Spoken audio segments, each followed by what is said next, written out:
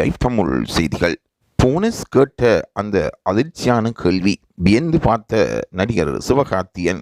ஒரு பெரிய விஷயமாக பலரும் இதை எடுத்துக்கொள்ளக்கூடாது என்றாலும் அந்த சிறுவனுக்கு இருந்த ஆற்றல் பலரையும் ஆச்சரியப்பட வைத்திருக்கின்றது. போனஸ் வழக்கம் போல என்டர்டைன்மெண்ட் செய்து கொண்டிருக்கும் பொழுது அதில் அவர் தனது ஆற்றலையும் சிறப்பான பாடல்களையும் வெளிக்காட்டி கொண்டிருந்தார். அதை மிகவும் இன்பமாக ரசித்து கொண்டிருந்த நடிகர் சிவகார்த்தியன் பல சிறுவர்கள் இங்கு சிறப்பாக பாடுகின்றார்களே என்று அவர்களை உற்சாகப்படுத்தியிருந்தார்.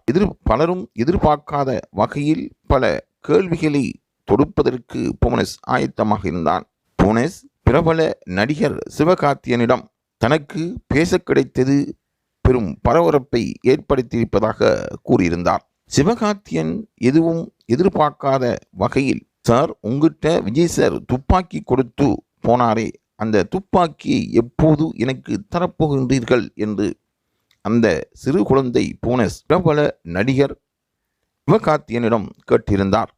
இந்த தகவல் வைரலாக உலகெங்கும் இருக்கின்ற மீடியாக்களில் பரவி வந்தது. அந்த சிறுவனுக்கு கிடைத்த சந்தர்ப்பத்தில் கேட்ட கேள்வி பெருமதியாகவே பார்க்கப்பட்டது. ஆகவே பல பேரும் ஆச்சரியப்படும் அளவுக்கு அந்த போட்டியாளர்கள் நடந்து கொண்டிருக்கின்றார்கள். விசேட விருந்தினராக கலந்து கொள்வதற்கு வாய்ப்பு கிடைத்தது.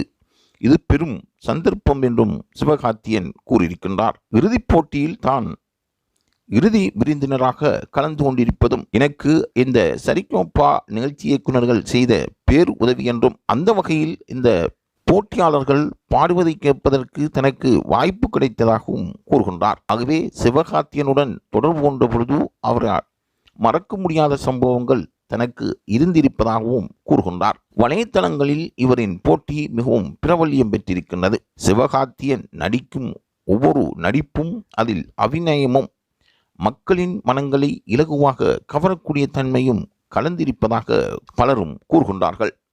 ரசிகர்களுக்கு மத்தியில் பிரபல்யமான ஓர் நடிகராக சிவகார்த்தியன் தற்பொழுது மிளிர்ந்து வருகின்றார். எதிர்காலத்தில் இவருக்கான சிறப்பான வாழ்த்துக்களும் கிடைத்து கொண்டே இருக்கின்றன. அந்த வகையில் அவர் கலந்து கொண்டது சரிகமபா நிகழ்ச்சிக்கு பெருமையாகும் என்றும் லைவ் தமிழ் கூறிக்கொள்ள விரும்புகின்றது. தொடர்ந்தும் இது போன்ற தகவல்களை பெற்றுக்கொள்வதற்கு லைவ் தமிழ் செய்தியுடன் இணைந்திருங்கள்.